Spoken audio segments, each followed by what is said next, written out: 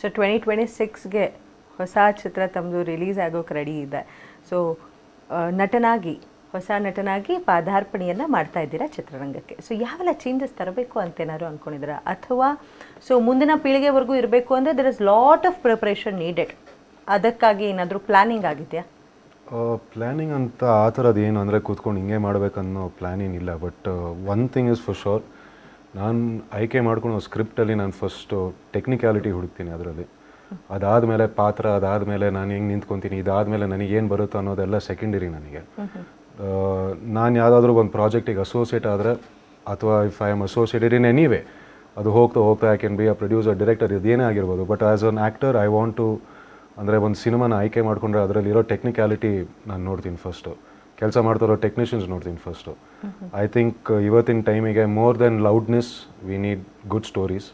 So ನನಗೆ ಇರೋದು ಅದೇ ಒಂದು ಉದ್ದೇಶ, ಆದರೆ ಅದನ್ನ ಹುಡ್ಕೊಂಡು ಹೋಗ್ತೀನಿ ಈಗ ಸದ್ಯಕ್ಕೆ.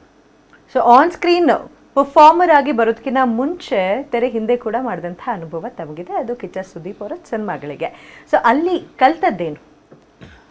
ಆ್ಯಕ್ಚುಲಿ ಅಲ್ಲಿ ತುಂಬಾ ಕಲಿತೆ. ಅಂದರೆ ಅಸಿಸ್ಟೆಂಟ್ ಡೈರೆಕ್ಟರಾಗಿ ನಾನು ಫಸ್ಟ್ ಸಿನಿಮಾ ಮಾಡಿದ್ದೆ ಮಾಣಿಕ್ಯದಲ್ಲಿ ಆಲ್ಮೋಸ್ಟ್ 170 ಆಡ್ ಡೇಸ್ ಶೂಟ್ ಮಾಡಿದ್ವಿ ನಾವು, ಬರೀ ಹೈದರಾಬಾದಲ್ಲಿ. ಸೊ ನನಗೆ ಸಿನಿಮಾದ ಪ್ರಾಸೆಸ್ ಏನಂತ ಗೊತ್ತಿರಲಿಲ್ಲ ಆ ಟೈಮಲ್ಲಿ.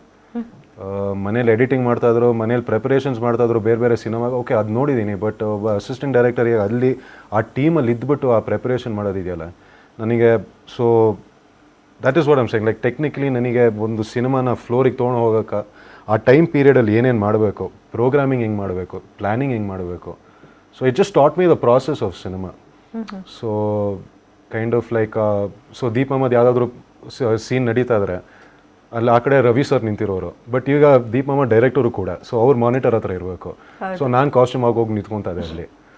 ಸೊ ಆ ಟೈಮಲ್ಲೆಲ್ಲ ತುಂಬ ಕಲ್ತಿದ್ದೀನಿ. ಅಂದರೆ ಕ್ಯಾಮ್ರಾನ ಹೆಂಗೆ ಫೇವರ್ ಮಾಡಬೇಕು, ಲೈಟ್ನ ಹೆಂಗೆ ತೊಗೊಳ್ಬೇಕು. ಸೊ ದೋಸ್ ಸ್ಮಾಲ್ ಥಿಂಗ್ಸ್, ಅಂದರೆ ಸಣ್ಣ ಪುಟ್ಟ ನುವಾನ್ಸಸ್ ಅಷ್ಟೇ ಅವೆಲ್ಲ. ಬಟ್ ಸೆಟ್ಟಿಗೆ ಬಂದಾದ್ಮೇಲೆ ನನ್ನದೇ ಒಂದು ಪಿಕ್ಚರ್ ಅಂತ ಬಂದಾಗ ಒಂಥರ ಕಾನ್ಫಿಡೆನ್ಸ್ ಕೊಡುತ್ತೆ ಅದು.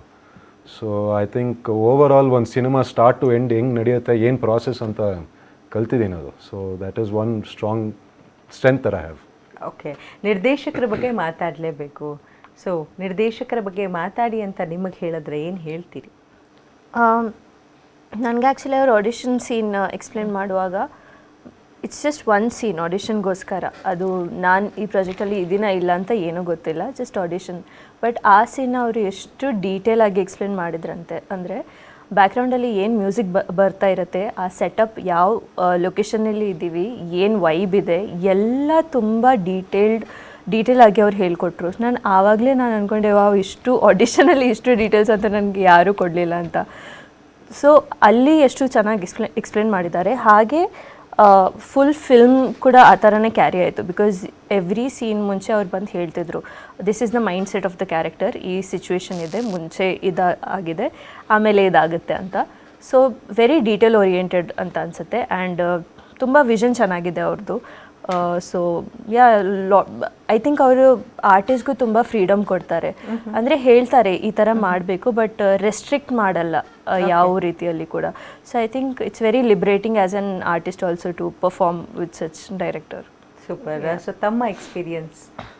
ಇದು I was very involved right from the beginning. ಅಂದರೆ ಕತೆ ಕೇಳಾದ್ಮೇಲೂ ಸುಮಾರು ನಾನು ಹೇಳೋಣಲ್ಲ, ಅಂದರೆ either we used to sit with the producers or sit with Deep ಮಾಮ. ಅಂದರೆ ಅವ್ರ ಜೊತೆ ಕೂತ್ಕೊಂಡಾಗ ಕತೆ ಹೇಳಿದಾಗ I think most important was, ಅಂದರೆ ನಾವು ಏನಾದರೂ ಸಜೆಷನ್ಸ್ ಅಥವಾ ಏನಾದರೂ ಚೇಂಜಸ್ ಹೇಳಿದಾಗ ಒಂದು ಪಾಸಿಟಿವ್ ರೀತಿಯಲ್ಲಿ ತೊಗೊತಾರಲ್ಲ.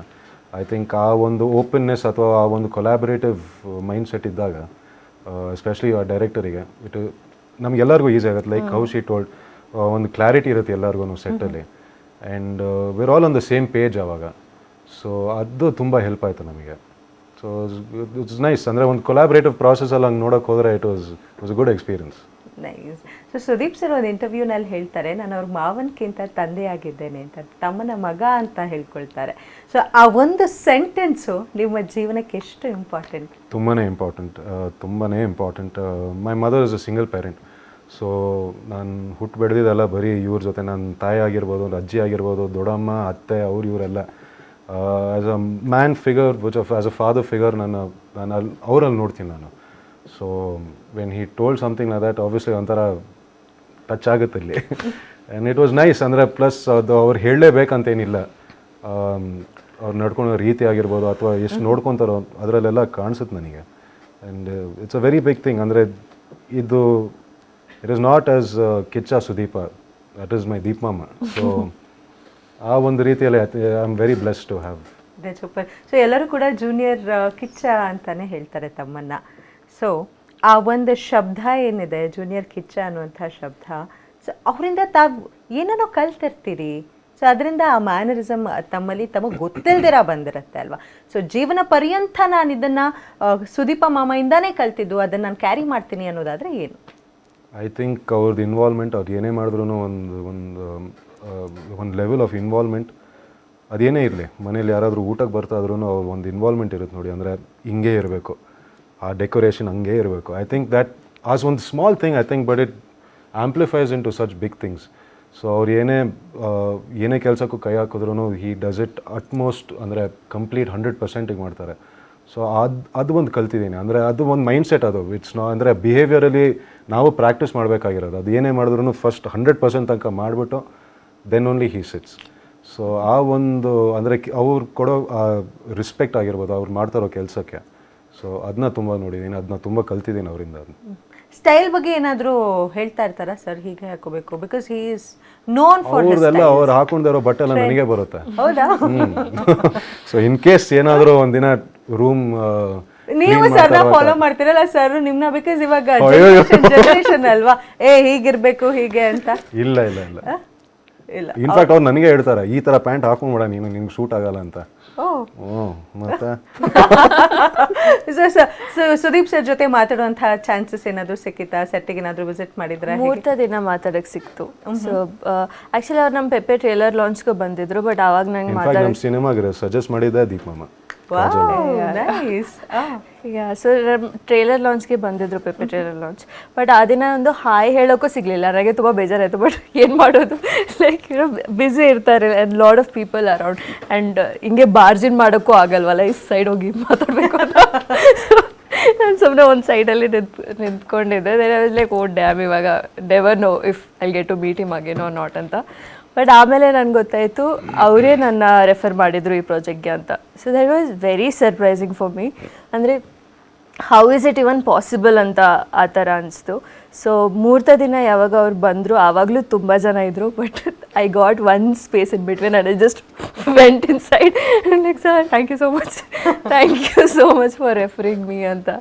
Like no you suit for the character, that's why have got the role ಅಂತ. Like that was very humbling. So ಅವಾಗ ಅಷ್ಟೇ ಮಾತಾಡಿರೋದು, but I am very grateful for it. Guarantee news, ಸುದ್ದಿ ಖಚಿತ, ನ್ಯಾಯ ನಿಶ್ಚಿತ.